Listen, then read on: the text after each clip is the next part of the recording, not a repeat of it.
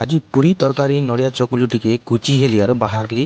ମୋର ଭାଞ୍ଜିର ବର୍ଥଡେ ଥିଲା ଯେ ମଗେ କରବାର ଥିଲା ଡେକୋରେସନ୍, ତ ଜଲ୍ଦି ଜଲ୍ଦି ଟିକେ ଯିବାକେ ପଡ଼ଲା। ଆଉ ଡେରି ନି କରିନା 5G ବୋଲିଆ ସ୍ପିଡ଼ କାମ କଲି। ଆଉ ଝାଲେର ଲଟକୁଥିଲେ ମୋର ଭାଟୁ ବର୍ଥଡେ ଗାର୍ଲର ବାପା ଆଉ ମୋର ଭାଇ ଗୋଟେ। ହେଲେ ମୁଇଁ ମୋର ଭାଟୁକେ ମଟନ ଡିମାଣ୍ଡ କଲି ଆଉ ବର୍ଥଡେ ଘରେ ଆଇଛେ। ହେଲେ ବେଲୁନ ସଜେଇ ସଜେଇ ଶୁନା ପାଇଲି ଯେ ମୋର ଭାଟୁ ବଏଲର କଟଉଛେ ବୋଲି। ହେଲେ ମୋର ଭାଟୁ ମୋତେ ଧୋକା ଦେଲା ଭାବିଲି। ବେଲୁନ 10ଟାକେ ରାଗିଲି, ଚିପି ଚିପି ଫଟେଇ ଦେଲି। ହେଲେ ଲାଗି ପଡ଼ି କରି ଭଲସେ ବେଲୁନ ସବୁ ସଜେଇ ଦେଲି। ଇଟା ହଉଛି ମୋର ଭାଞ୍ଜି। ଆଉ ଗୋଟେ ହେଲା ତାର ବାପା ନା ବୁଲେଇ ହେଇଛି। ଏମାନଙ୍କର ବର୍ଥଡେ ଅଛି ଆଜି। ସୁନା ସୁନା ଲାଗୁଛି ବୋଲି ବକ୍ସ ଟିକେ ଚଲାନ। ଛୁଆ ପିଲାମାନେ ଆସିଲେ ନାଚବା ଡବାଟା ଷ୍ଟାର୍ଟ କଲେ। ଦେଖ ମୋର ଭାଟୁକେ ଦେଖ ହସି ହସି ତାକ କେକ୍ କାଟଲା ଭଲ ଲାଗୁଛେ ରସି କାଟି କରି। ଏ କେକ୍ କେ ଦେଇକରି ମୋର ଭାଞ୍ଜି ମାନେ କେକ୍ କାଟବା ଲାଗି ବେଶୀ ଏକ୍ସାଇଟେଡ ହେଇଯାଉଥିଲେ। ହେଲେ ଆମ ଭାଟୁ ଛୁରୀ କେନେ ରଖିଦେଇଥିଲା ଯେ ସୋ ସୁତର ବି ନେଇ ପାଉଥି।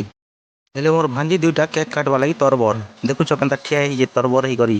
ଭାଟୁ କେନ୍ ବାଟେ ଛୁରୀ ଭେଟ ପାଇଲା ଆଣଲା କେକ୍ କାଟବାଟା ଷ୍ଟାର୍ଟ କରମୁ। ହେଲେ କେକ୍ କାଟଲା ବେଲେ ସ୍ୟାଡ ଗାନା ଗୋଟେ ଚାଲିଥିଲା, ତାକେ ବଦଲେଇ କରି ବର୍ଥଡେ ଗାନା ଲଗାଲୁ। ବାଟେ ରନ୍ଧା ବଢ଼ା ଚଲେଇଛନ୍ ଦଦା ଗୋଟେ।